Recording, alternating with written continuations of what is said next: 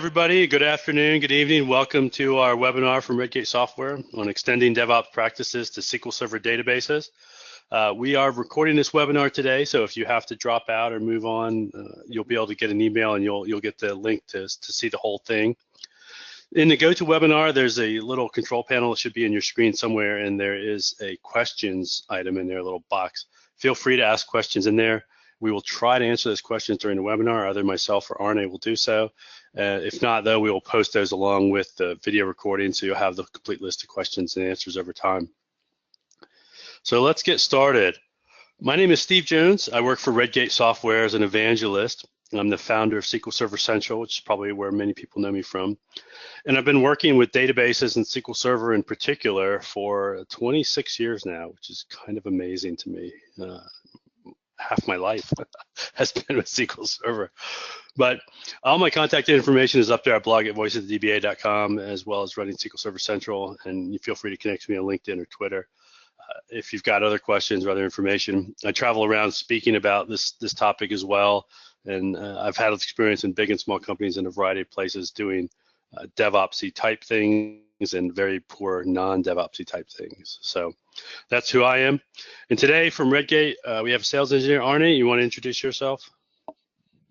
Sure. Hey, everyone. My name is Arneh Eskandari, and I also work with Redgate as a sales engineer. I've been doing this for 6+ years, and as part of my role, I work very closely with our existing customers as well as our new customers who are looking into improving their database change management processes and looking more toward at DevOps processes and automation. So I work with our customers on the implementation side of things, training, pre-sales, and even post-sales, and making sure they're up and running with our solution. So if you have any questions, feel free to reach out. Here's my contact details, and we'd be more than happy to help. Yep. And anytime Arneh can't answer a question, I can't answer a question, we post it on Slack, and usually we get good answers from developers. But feel free to get a hold of us if there's something you want to know, or you're interested in more information and want to do a proof of concept to get started.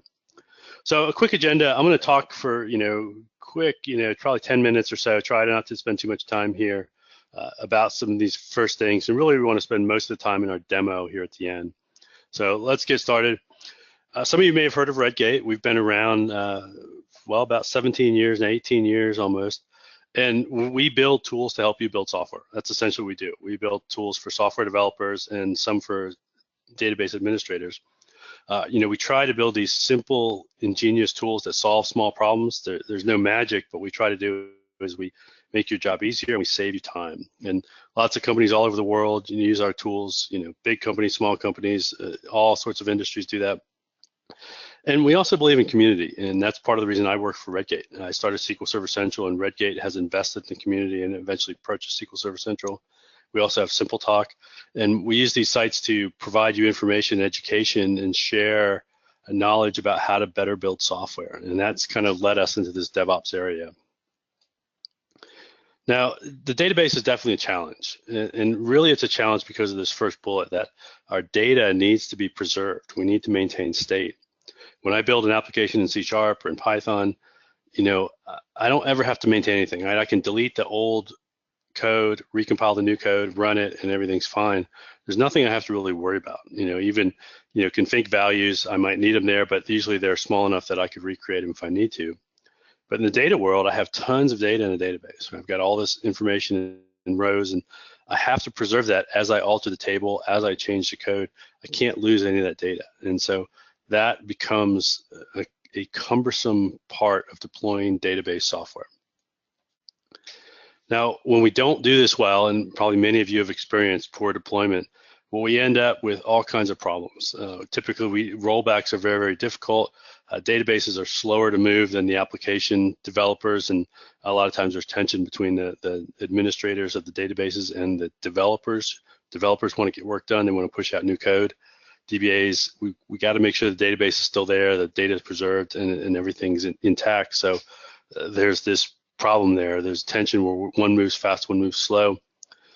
Because of the nature of database code, typically we don't often know what we've changed or how it's changed, because The code itself goes into the database server and is compiled on the platform. And if we're not tracking that separately and we're not keeping track of the versions, it's sometimes difficult to roll back.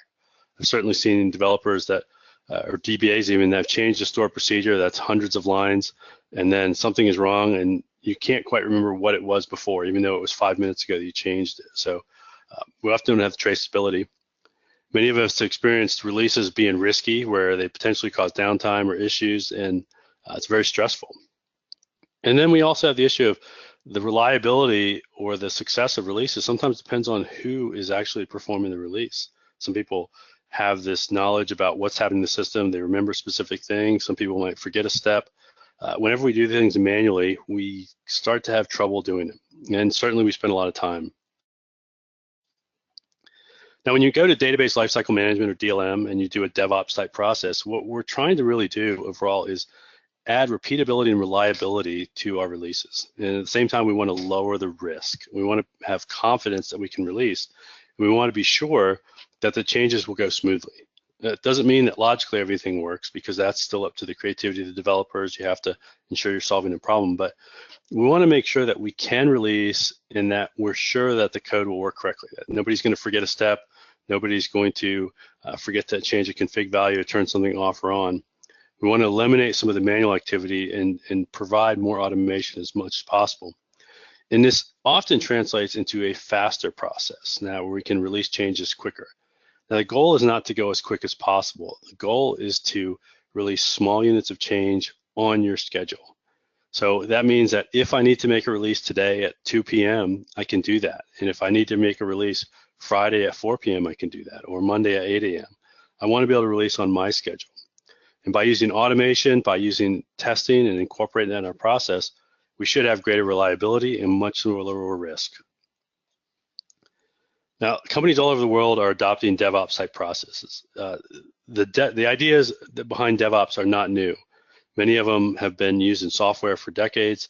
Many of them have been used in manufacturing for centuries. But the idea is that we want to build those into our process and constantly become better and better and better. And as companies do this, they find that they can deploy code more frequently. And again, it's not speed, but it means that when a customer, when a client requests something, I can get that out there quickly and get feedback on it. And I also have less failures, all right? I have more confidence, more reliability in what I'm doing. And the big key here is that last bullet point, that the really big organizations, not big, but the more advanced organizations that are using DevOps are twice as likely to exceed their goals. So those goals could be anywhere. They could be amount of profit, revenue, market share, productivity, features, whatever they're trying to measure. They tend to exceed all of their goals, which equates to just doing better business, whether that's in government, in a for-profit, a not-for-profit, any situation. The State of DevOps report from Puppet Labs looks at this, surveys thousands of organizations every year.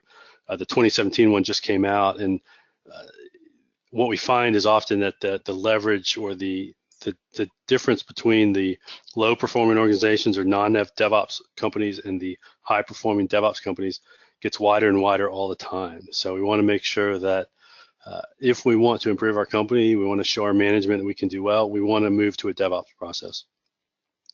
So how does Redgate help? Now, we tend to focus on the database world. We do a little bit in .NET, not too much, but there are lots of companies that focus on .NET or Java or other stacks, but our focus is the database. And if we look at this diagram, what we see is moving from left to right, we kind of move from the development area to the production or operations area. And on the development side, we have our developers writing code and they push it through to production. Now, some people just have hopefully a development laptop and a production server. Some people just have a production server, which I hope nobody's doing that.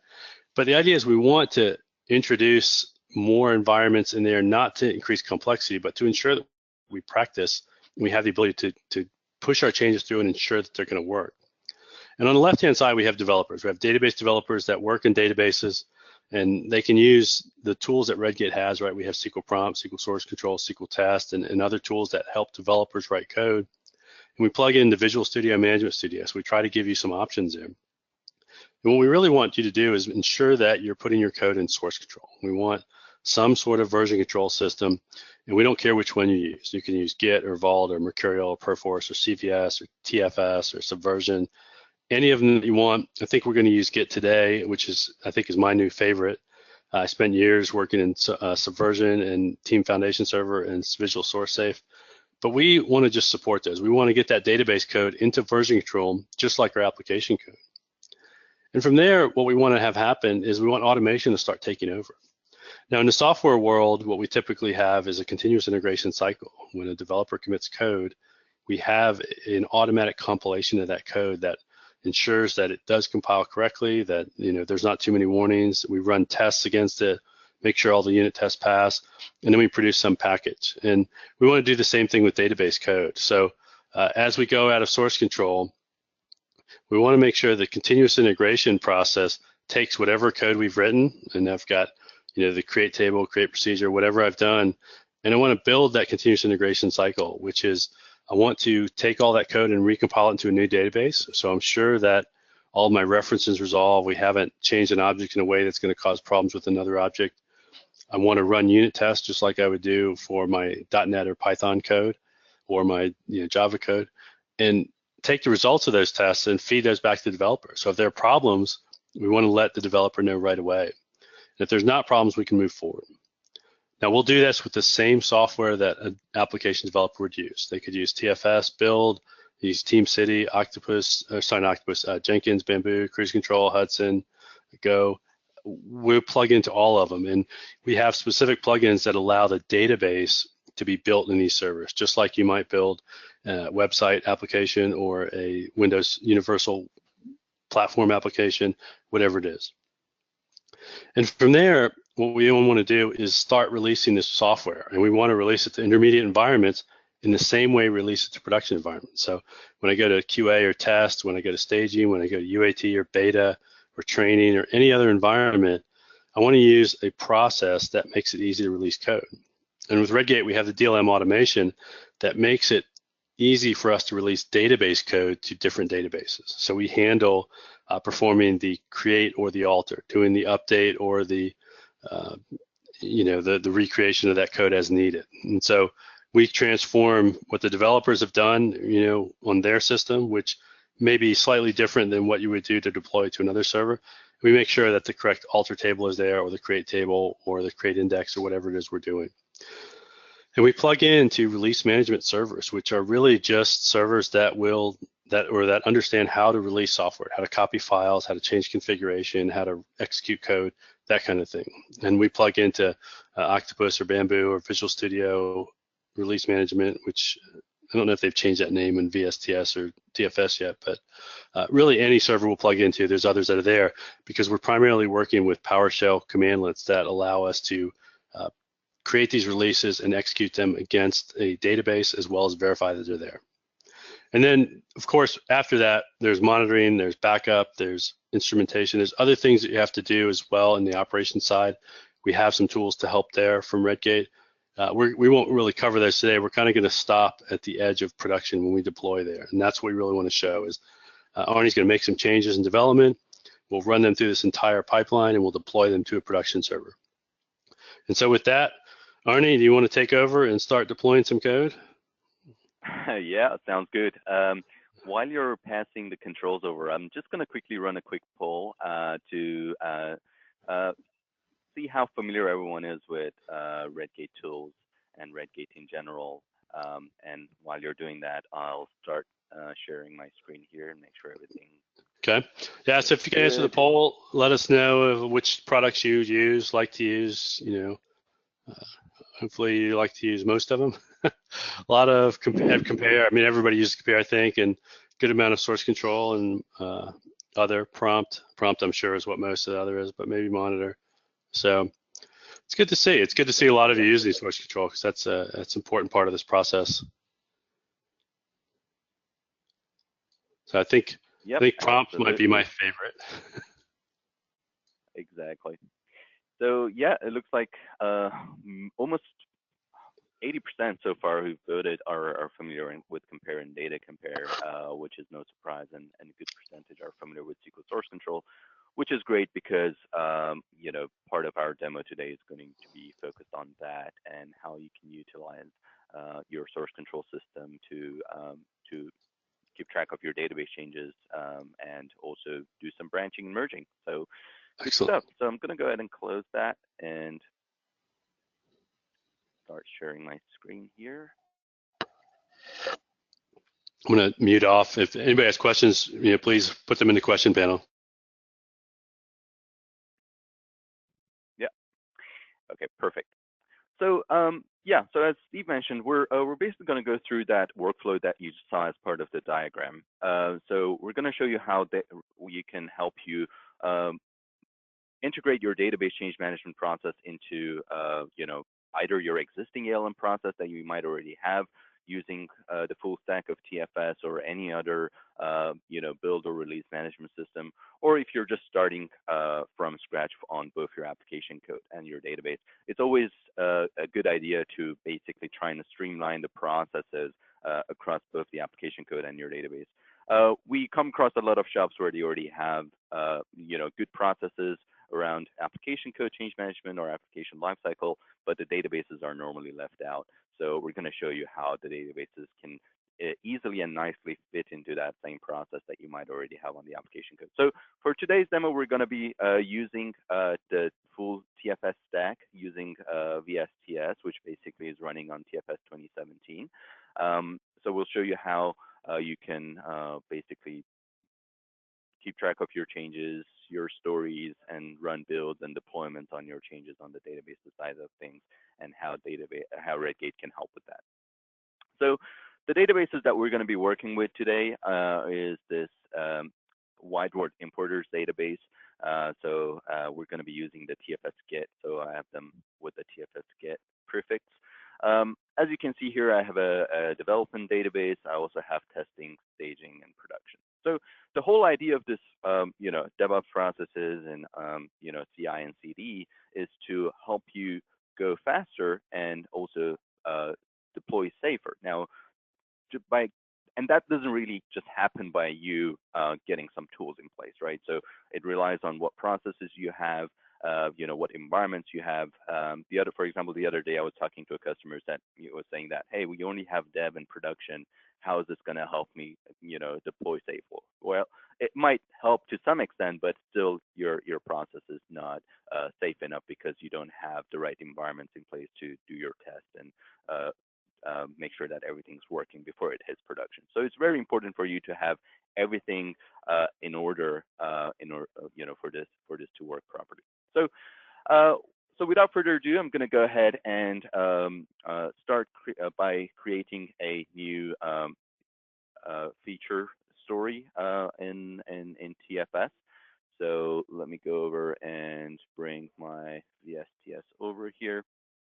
So here I already have a project for WideWord importers, and we already do have a version of our database in source control already. So this is an existing project, and if I show you my files here, this is how we source control your database object. So there is, as you can see, there's a subfolder for each class of object. And within each of these folders, we store the .sql file for each individual object. So we store the create script of your object, so we track how your objects change over time, and so that way you can get a nice audit trail of how individual objects change. But when it comes to doing deployments, obviously, you know, we don't run these scripts that we have in source control. What we do is we compare the state of your objects from source control against the target environments to generate the actual deployment script using our SQL compare tool and data compare that most of you are already familiar with, which is great. So I'm going to go back to my dashboard and I'm going to create a new story here, or a new feature. So we're working on a new feature. We want to improve ordering process on our application. So I'm going to go ahead and create that. I'm just going to assign it to myself since I'm the only one really working with this database here or this project. And I'm going to go ahead and save it, refresh. Now, the nice thing about TFS, or the latest version of TFS, is that once you create your you know, stories and work items, the nice thing is you can actually start a new line of development on that specific story by creating a new branch. So I'm using Git in TFS as my source control methodology. So so here you can see it gives me the option to create a new branch. Now, this is a really good idea because time to time I get asked by customers, how do you, when it comes to doing deployments, how do you cherry pick what changes are ready to go? Or how do you tell the system what changes are ready to go and what changes aren't ready to go? Using branching, merging, especially in Git, is actually a really nice method for doing that. So I typically start in a feature branch that just gets created off of our master branch, and I work on the feature branch. When that feature is complete and ready to go, then we do a merge into master by doing a pull request. That gives you a couple of benefits. One is that you can do a review if needed. You can get a senior developer or DBA or whoever needs to review the changes or features before they go out to your target environment. They can review that as part of the pull request. And you can also see if there is any conflicts going into your master branch from that specific feature that you worked on. And that's what we're going to do. So the first thing I'm going to do is that I'm going to create a new branch here. And I'm going to call this the, just going to call this the new feature branch.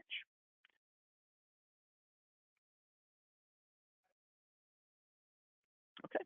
And we're getting this off of our master branch. And the nice thing about this is you can actually, when you create user stories in TFS, it actually creates a new work item. So I can see that now my branch is associated with that work item that we just created. And so that means any work that I do on this branch is going to be associated with this work item automatically, which is fantastic. So I'm going to go ahead and create this branch. And once that's done, obviously the workflow with Git is that you work on your local repository first, you commit your changes locally, and then you push those off to the remote repository. So now that I created this branch on TFS or VSTS, I'm going to bring this down to my local now so I can check it out and start working on that branch and link my database to that. So you can do that in different ways. You can, for example, use a Git client tool or the Git command line to, check out your repository or clone your repository. My favorite tool is SourceTree by Atlassian, which is a free Git client tool. And I can just go here and pull from my origin, which is then going to show me that new branch that I just created. And then I can check out that branch and start working on that one for the database changes that we're going to make. Okay. So now you can see the new feature branch is here. So I'm going to go ahead and check it out. And the new feature branch is now checked out on my local. So I can go ahead and start working on the link my database to this repository and start making database changes. Now, so here, going back to our databases, so you can see here we have this dev database. So in this case, this dev database represents a shared development database. Now, working on a shared development database it's very common, right? So there are a lot of development shops out there who just directly work off their shared databases, but that's not always a good idea or a good practice, especially if you're looking at using Git as your source control system. So the whole idea of Git is that you work on your local sandbox, and when your changes are ready to go, then you push, and then your changes become available to everyone else as well. So if you're working on a shared development database, then that kind of defeats the purpose of you working on your local sandbox, because you make your changes to a shared database first so everyone can see your changes already, and now you're trying to commit this locally and then push it back to your shared server or your remote, which really doesn't make sense. So what we recommend is working with your own dedicated database on your sandbox. And we've made that really easy for you to just grab a new copy of a database from source control and spin up a new one on your local sandbox. So I'm going to show you what that looks like. So I'm just going to go ahead and create a new database here.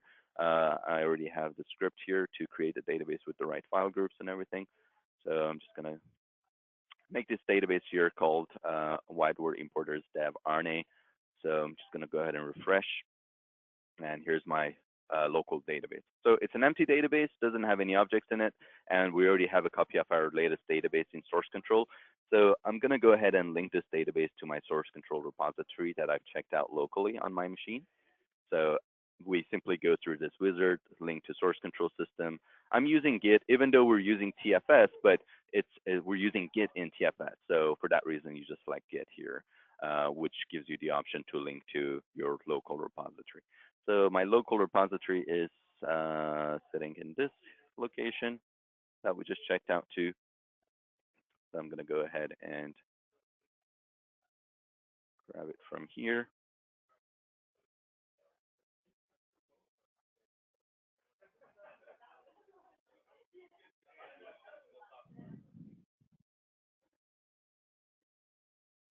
Oh, looks like my SSMS froze. Let's give it a couple of seconds.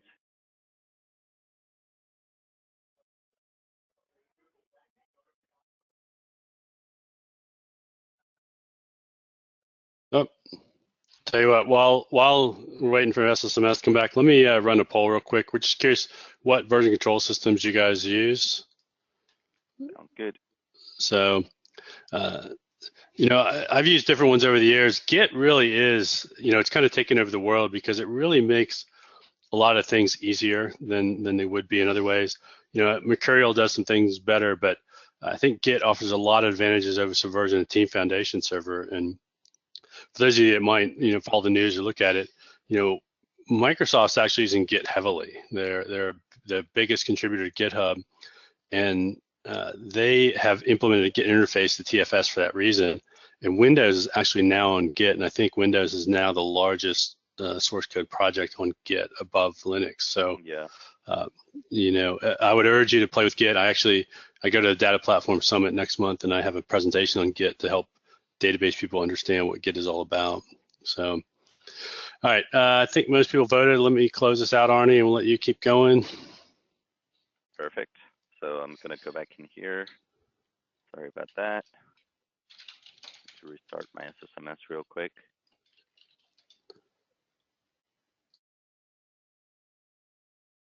Okay, so let's just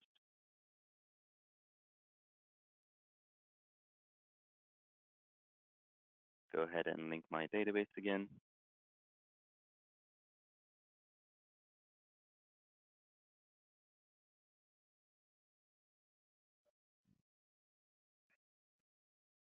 Okay, so my database is now linked to my repository. So the databases that are linked to repository or to source control using our SQL source control tool will have a green icon next to them, as you can see in Object Explorer here on the left side. So if I now go to the commit tab, because we're using Git, it actually shows you the feature branch that you're currently on, or the branch that you're currently on. So because we just checked out this new feature branch that I just created, this is where our changes are going to go to before we do a merge. So that's really another nice thing about Git is that you know, your branches are not individual folders. So if you're working with the out-of-box TFS VC or the version control, then your branches are going to be individual folders. So if you want to switch a branch, for example, then you have to basically unlink your database and relink it to the new folder in your source control. Whereas with Git, you don't need to do that. If I go ahead and switch my branch here and refresh my view here, you can see master is now showing as my current branch. So it's really easy to switch back and forth between branches or even create new branches and start working with a branching strategy. So let's go back to our new feature here. And obviously, you know, there is nothing in my database yet. So the first thing I need to do is to get the latest version of the database from this feature branch that we created from master. So I'm going to go ahead and say apply changes to my database, which is then going to take all those objects and populate my database with. So let's go ahead and do that.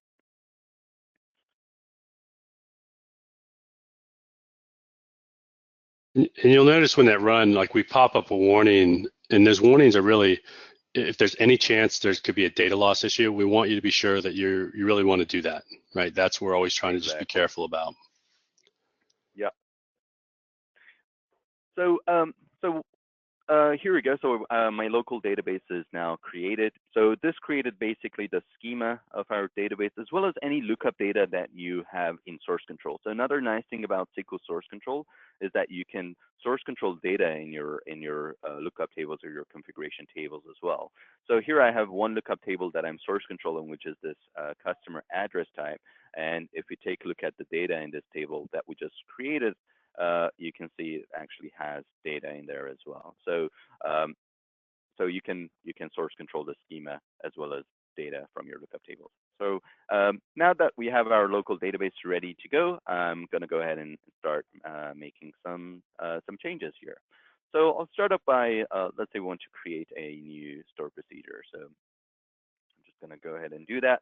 Now, for those of you who are familiar with our SQL prompt tool, it just makes writing SQL, you know, a lot easier and smoother and faster and more fun actually in SSMS. So, for instance, here I've just typed in CP, which is one of our snippets in SQL prompt. So it stands for create procedure.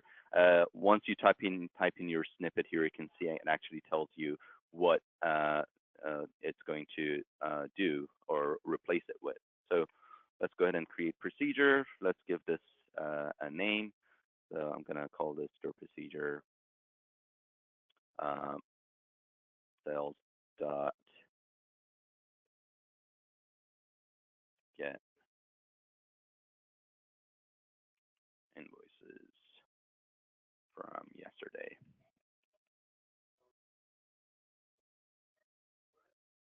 Okay. So again, using the snippet, you can see, for example, here's SSF for select star from, and we're going to do that from our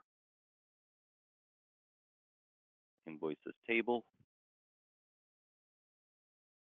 Now, the select star is not a good idea, right? So I can replace that with specific columns that I'm interested in. So for instance, want to return the invoice ID,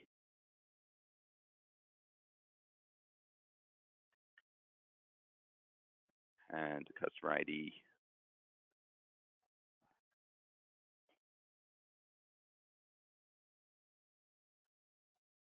and these ones. Okay, so you can go ahead and format that as well to make it look nicer. And we want to only return yesterday's stuff. So let me quickly.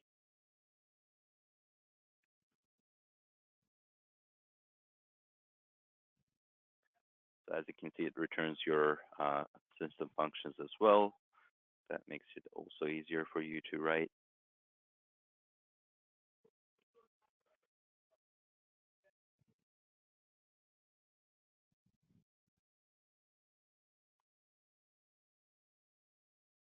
Okay, so do that. All right, let's format once more, make sure it looks good, and make our change. So as you make changes to your database, it basically goes ahead and shows blue spheres next to the objects that you've modified that you need to check into source control. So for instance, here you can see it shows the blue sphere next to the database. If you scroll down to programmability and store procedures, it actually tells you what objects are now different from your source control repository or the new feature branch that I'm currently on. So before I commit this change, I'm also going to go ahead and make a couple of more changes. So I'm going to make a table change as well. So let's take a look at our orders table here, for instance, and let's add a new column to this table. So I'm just going to call this customer instructions.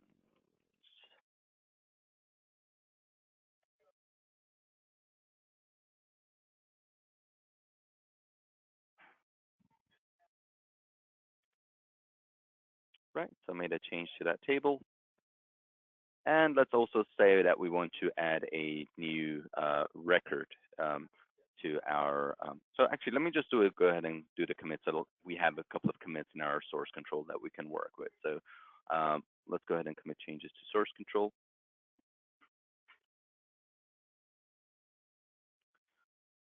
So here again, you can see it shows you what's different between your database, your development database that you're working on, and what's already in your source control repository.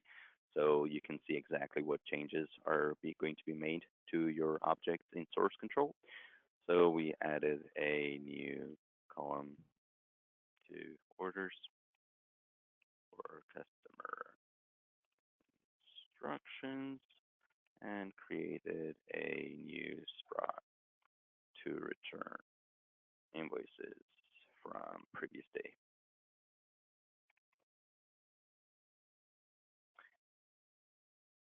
Okay, let's go ahead and commit that. And I'm also going to go ahead and make a data change to my lookup table. So the customer address type table. So let's see what data we have in there already.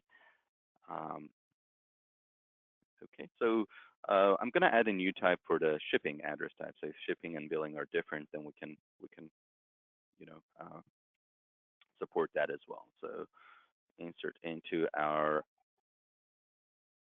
customer address type, and as you can see, it automatically populates with the columns that it accepts, the data types, and the values that you can put in. So I'm just going to put this shipping as a new record in here.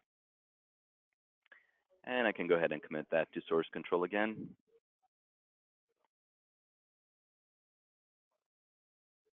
Okay, so here you can notice is what we put in source control for data is insert script. So schema is source control as create, and data is source control as insert script. So this is how we represent the data in your tables. And when it comes to doing deployments, again, we compare the data from source control against the target tables to see what's different and what DML we actually need to run in order to apply those data differences. So I'm going to also select that and added a new address type for shipping address. Go ahead and commit. So now we've committed our changes locally to our local repository. So my next step, let's say that our changes are now ready to go and this feature is complete. So I'm going to go, my next thing would be to push my changes to VSTS. So there are 2 commits in my local that I need to push. So I'm just going to go ahead and do the push from here to VSTS. And now I can go back to TFS and refresh our code tab.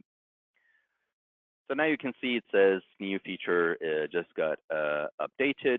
So we can create a pull request to go from the new feature branch to our master branch, which then will trigger a build in our CI environment and will also do the deployment.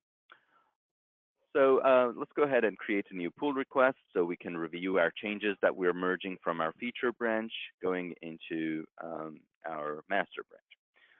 So there, as you can see, there are 2 commits. 4 files are affected. 1 is updated by Redgate automatically, which is our Redgate info.xml file. Here's the data file for our address type table, where we've added the new shipping address type, and then where we created the new store procedure and modified the existing table to add a column. So everything looks good. So I'm going to go ahead and create this pull request. In this case, there's no one is going to review the changes, but obviously if you need someone to review, you can specify who that user is or person is and go ahead and create your pull request. So I'm going to go ahead and complete this, which will then do the merge into our master branch.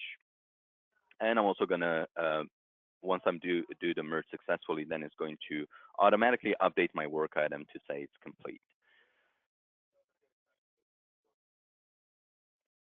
Okay, so our merge was successful. Now this is going to trigger a build in our CI environment. So if I go to my builds now, you can see that a new build just started and it's in progress. While that build is running, one more thing that I wanted to add on source control. So if you're working with dedicated databases, then it should be really easy for developers to be able to collaborate. So once a developer puts something in source control, then the other developers should be able to get those changes and apply them to their databases. So I can quickly demonstrate that. So if I go back to the shared development database and go to the Get Latest tab, this is linked to the same repository in this case, which is my local repository. But if in a real life situation as a developer, if you're working on the same feature as someone else, you would pull from that from the repository, and that will basically update your local to say, okay, now these are what's different. So if you remember, these are the changes that we made on our local database, and now it's showing what's different between the repository and the shared development database. So I can go ahead and say apply these changes to the shared development database as well. Let's just say this is not a shared development database, it's actually a developer's database, another developer's database. So they can just go ahead and say, okay, apply these changes to my local before I can make any new changes. And as you can see, that's how easy it is to basically collaborate. So as a developer, when you make changes, you commit. If you want to get someone else's changes from the repository to your local database, then you say get latest and applies those changes to the database. So now let's go back and take a look at our build here. So it looks like our build actually failed. Let's see why that failed.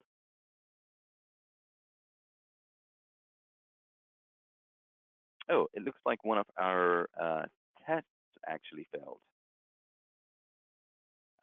So what we're doing as part of our build process is, first of all, we'll run this step called the build database, which basically tries to create a copy of your database from scratch on a temporary database to make sure that all your objects are valid. And then as a next step, we run a set of automated tests. And I'll walk you through what those tests are. But if you quickly take a look at our build summary here, you can see that I had 34 tests, 33 of them passed, one of them failed.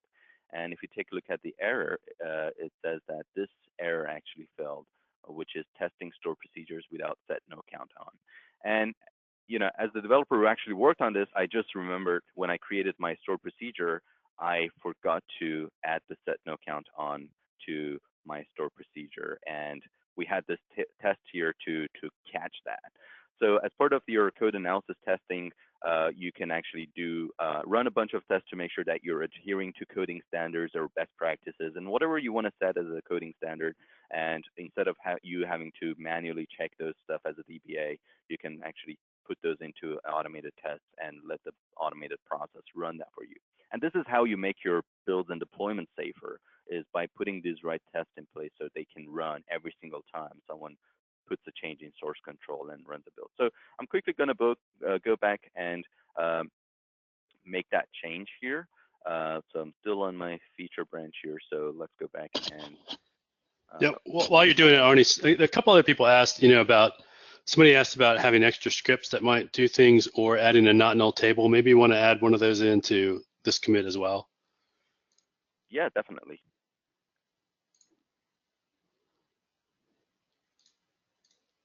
So let's find our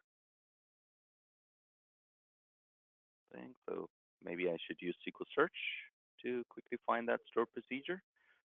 So that was. That's a good idea. Remember that from yesterday. name. Yeah, yesterday Yesterday in it. Yeah. So here it is. Here's our store procedure. Double click on it. It takes me to the object. So now I can modify it. That's how I code most days. I forget exactly what I did. Exactly. Yeah. Okay. So let's just set no count on.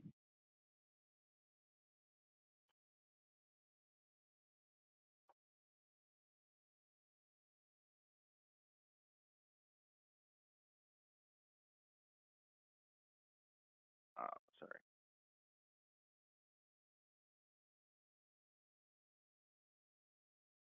The ultra procedure. That is correct.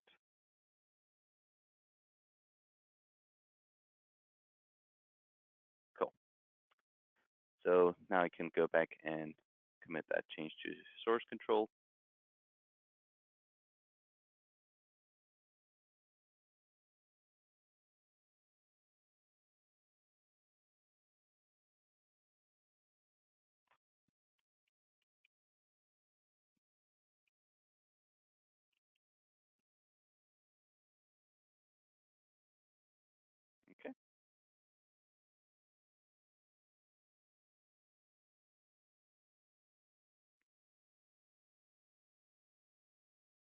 go ahead and do the push.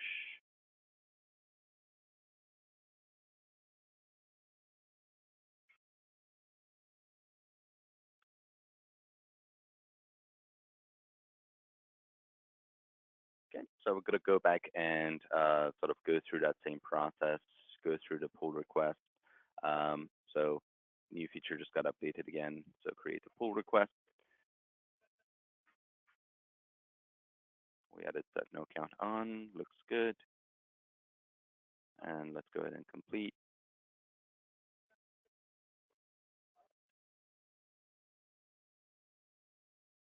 And now this is going to run a new build and basically go through the same process. So as you said, it's very important. So when there are failures, it's really important for you to go back to dev, make the necessary changes, put those changes into source control, and kind of go through that same process again. So it doesn't matter where you get failures, whether it's in your build, it's in your test environment, it's in your QA environment, UAT.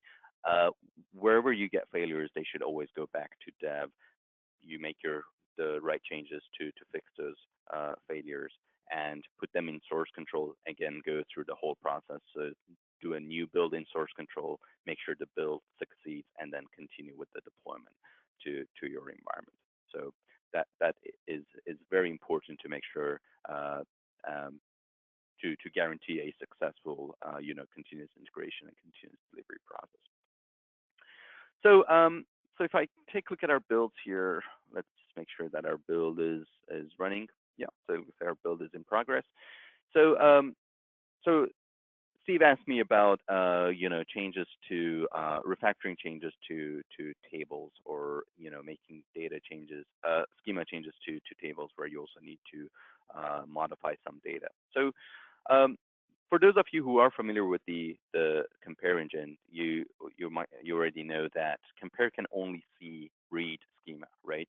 So for example, if you're adding a not null column without using the default constraint and instead trying to run an update script to basically populate that column and then changing it to not null, then when you run a compare between that table and a target database, it's basically it will say that there's a not null column added, but it has no way of knowing how you got there, like what update script you ran to populate that column with data and then changing it to not null.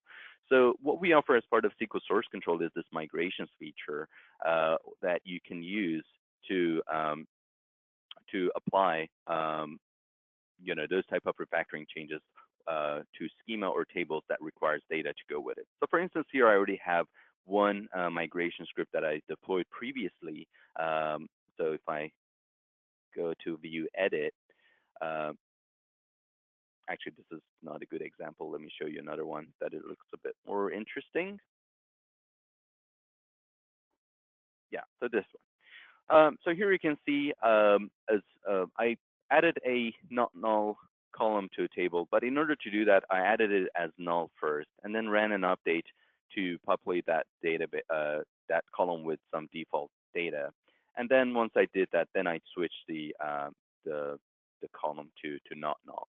So when you try to do this with SQL Compare, obviously it will have no idea of what steps it actually needs to go through. So what you do as a migrations feature is you tell SQL Source Control to actually save this as a migration script for that specific change that you've made, and then you just save it as migration script there. So I can go ahead and do a similar thing here for to another table. So let's say we want to add a new column to one of our tables here and kind of follow the same process. So let's see, let's do it to invoices.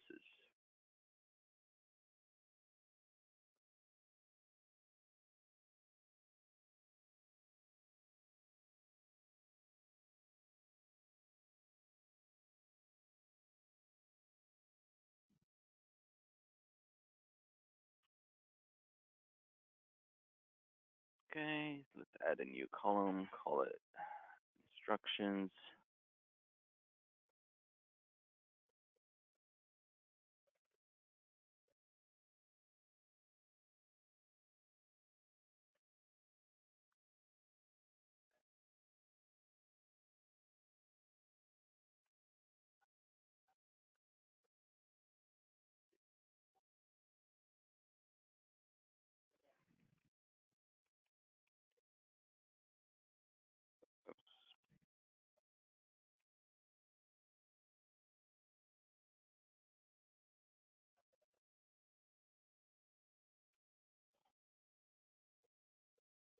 Okay, and then we change that to null.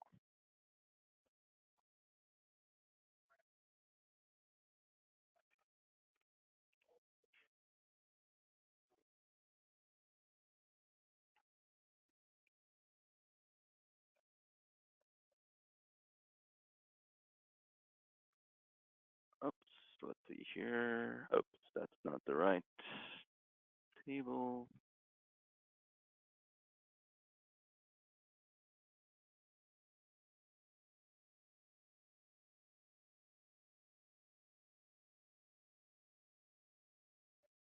Okay, so we just made our change to that table, and let's go ahead and commit and see what happens.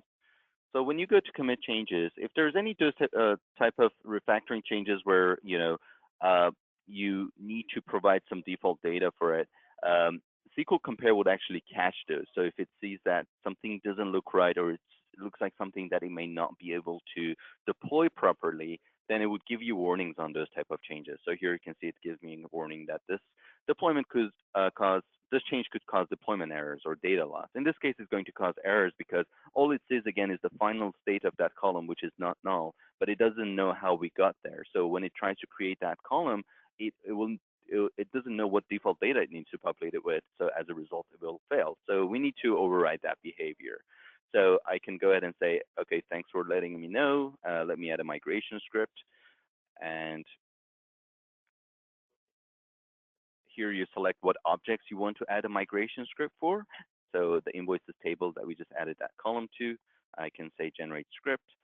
And the script that gets generated now is what compare would try to do. So the way that compare would try to handle a change like this is create a temporary table, copy all the, build the right schema, including your not null columns, and trying to bring the data back. But even that's not going to help us in this case because it just will have no idea what data it needs to put in that column. So I'm going to replace that with the script that I executed to apply my changes. So what we're doing here is we're telling compare to run this script when it's trying to add that not null column to the target environment. So I'm going to go ahead and save this. Added a new column to invoices.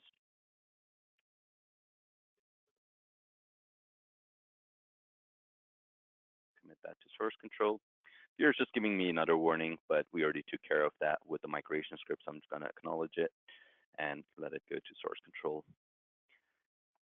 So let's go back to TFS real quick.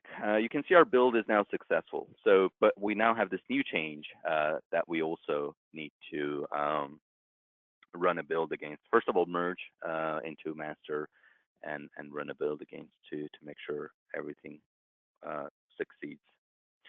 So let's go ahead and push that to our branch and do a new pull request.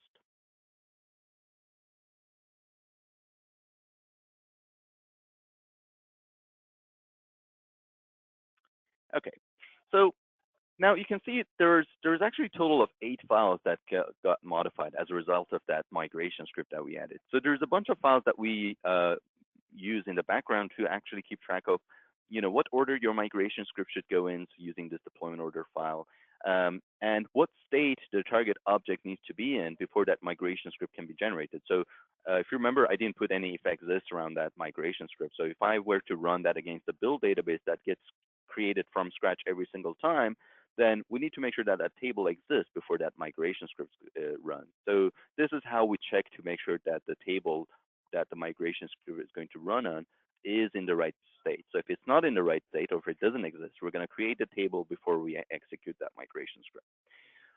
So I'm going to go ahead and create this pull request and do the merge, which is going to run another build.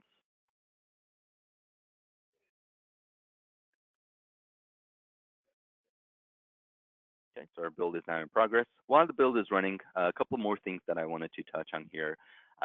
So we provide extensions for TFS that you can use, which makes it really easy for you to define your build steps. So without these, you would be using our PowerShell commandlet. So these extensions are basically wrapper around our PowerShell commandlet. So again, the build database extension here, it's building your database from scratch on a temporary database. You can specify where you want that temporary database to be built, on what SQL Server instance, and if you want to use a dedicated database for that, you can do that as well. If we can build a database from scratch successfully, then we go ahead and package up the database files from source control into a NuGet package, which becomes the artifact of your build and is what we're going to deploy from when it comes to doing releases to higher environments. The next step was the code analysis test that I mentioned. So we have a tool called SQL Test that is another plugin to SSMS that you can use to define what tests you want to run on what database. So here we're relying on SQL cop testing framework, which is actually a third-party testing framework that we built into our tool that makes it really easy for you to run those type of coding standard tests. So here's the store procedure, for example, that failed on my build because of that change that I made, or the new store procedure that I created without set no count on. But as you can see, there is a lot of different types of tests that you can actually run to make sure you're adhering to coding standards or best practices of SQL Server. So there's some stuff on naming conventions. If you want your team to follow certain naming conventions when creating procedures or objects, you could set those tests and just run them automatically as part of your build. And finally, we're taking the artifacts, which is the NuGet package, and the test results, and we publish them as artifacts in TFS. So great, let's go back to our summary, and you can see our build was successful. So now we want to go ahead and deploy all of these changes that we just made to our higher environment. So all I need to do is to take the most recent successful build, which will also include the changes from the previous build as well. So I can go ahead and build from, deploy from release, build number 38 here. So I can just create a new release here and deploy from that specific build. Again, the nice thing about this whole thing is you can sort of see the end-to-end story. So, we have this build that, was created as a result of this merge request that we did into that. Here are the commits that are included in this build. And obviously this also includes stuff from the previous build as well. And this is all associated with this specific work item. So if I want to see what other changes were made to this work item, I can just go into that work item and see exactly what work was done on this one, including all of the commits that we did into that that feature branch. So so we just created our release. The deployment to our testing environment is now queued up. So let's just go ahead and click on that. And it's now going through the deployment process. While we're waiting for that to go through, I'm quickly going to show you our build log here, our build definition here. And this is the new look that TFS just put out for your release definitions. It just makes it really easy for you to see which build your artifacts are coming from, and what environments you have and what your deployment steps are.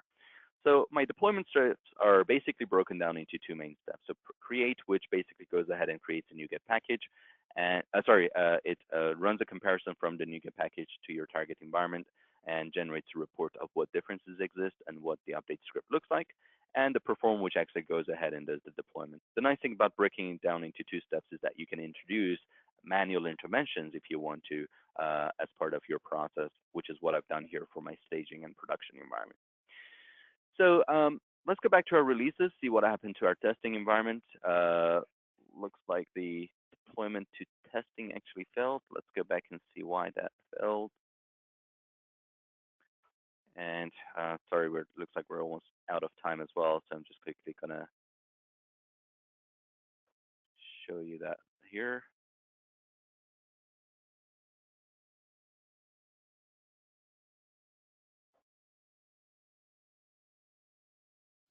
It's running slow, huh? Yeah, so I'm just gonna take a look at that report for our release. Okay, so so here you can see it basically gives you a report of what objects are being modified and how. So for example, here we have that new store procedure that we added. Here's the change that we made to that invoices table. to return, to add a null column. And here are the changes that we made to the sales order, where we added a column to that table as well. And finally, the data that we added to the customer address type table. So, and you can also see the script that it's going to run in order to apply those changes to your target. So for migration scripts, what we're doing here is that we're we're storing a table or creating a table on your target environment to keep track of what migration scripts are already deployed, so we don't deploy the same migration scripts again. And so based on that, it looks at any new migration scripts and tries to execute them first. So here you can see it's broken down the migration script execution into two steps. One is the changes before migration script. So if that table, for example, doesn't exist, it will create it first. In this case, the table's in a good state, so it doesn't need to do anything there. So it just continues to executing the migration script. And you can see here our migration script is exactly what we provided to run as part of the deployment process. Once it executes that script, then it goes ahead and marks it as deployed, and then it just continues with generating the script for everything else that we didn't put a migration script for. So the new store procedure that we created, the new record that we added to the customer address type table, and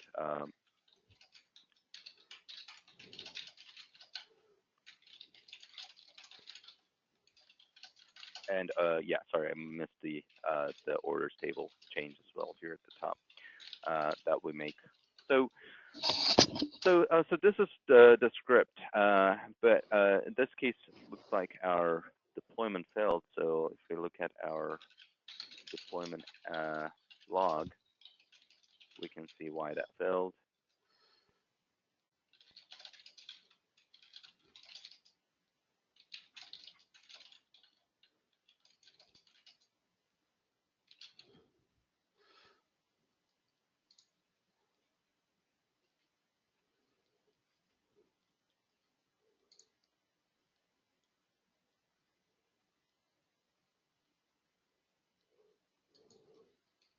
Okay, so what we do as part of the deployment is we run a couple of tests. So once we execute the script, we run this test to make sure the target database is in the right state. In this case, it looks like it's failed. So I would need to run a quick check to see why that failed. But you can see as part of the deployment, it tells you exactly what steps it's gone through. So it altered the sales.orders table and then execute the migration script that we provided to add the not null column to the invoices table, create our store procedure, and add that record to the customer address type. And that's basically the report that we generated that we just looked at as well as part of this process. So unfortunately, we're out of time. But this is basically what an end-to-end process would look like, going from developing your changes, source controlling your changes, running builds against the stage changes to make sure that everything looks good and all of your test passes, and then continue to deployment to higher environments. So, Steve, anything else? Any questions you think we should cover before we wrap this up? Not really. I mean, there's a bunch of questions. I think I've answered most of them. If I haven't, please let us know. You can contact us. The email on the screen, databasedevops@redgate.com. And really for any questions, if there's something you don't think we've answered completely here, or you want more information, please feel free to contact us. There's more information in there for solutions or training. We do have some consulting partners that we work with that are available all around the world to help you, and they do their own training as well. So hopefully we've given you an idea of part of the DevOps lifecycle here, the build, the test, the package and release part of it. And hopefully if you want more information, please feel free to contact us or download a demo. And other than that, thanks Arneh for everything you did, and thanks everybody. You should get an email later this week or next week that has the recording and Q&A and everything with it, and the slides as well. So, all right, with that, I think. Thanks everyone. Yep, let's call it a day, and everybody have a great day, and we'll see you next month. All right.